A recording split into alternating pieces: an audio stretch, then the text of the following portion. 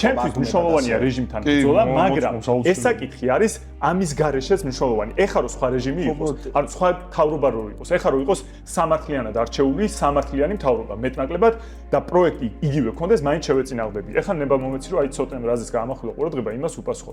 კი, შენ მართალი ხარ, როცა ამბობ, რომ ეს პროექტი თუ კი კორუფციას მოვაშორებთ, თუ კი რაღაც პრობლემებს, რაც ყველას გვაწუხებს, იმას მოვაშორებთ, მოგვიტანს ეკონომიკურ სარგებელს. ოღონდ აქ თავარი კითხვა. ეს თუ საერთოდ მეცოდინება რა საუბრო, მე ხო, თქვათ ვიცით და ესეთი რაღაცები ხარ, რაც შენ წარმოგიდგენია რომ მე პრობლემა, დაუშვათ რაღაცები, რაც საერთო არის ჩვენთვის, ისინი ყველაფერი მოგვარებულია.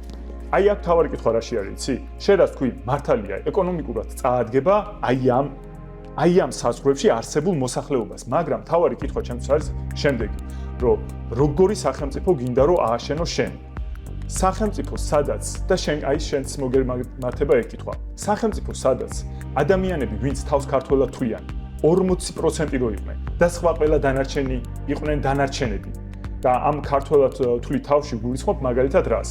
ყველა უნდა ჩავთვალო ქართველად, ვინც თვლის რომ სოხუმი და ცხინვალი საქართველოა და ამისთვის იბრძოლებს და შეიძლება თავი ვერ შეაკლას, მაგრამ რაღაცას აუცილებლად გაწირავს, რისი გაწირვაც არის ძალიან ღირებული.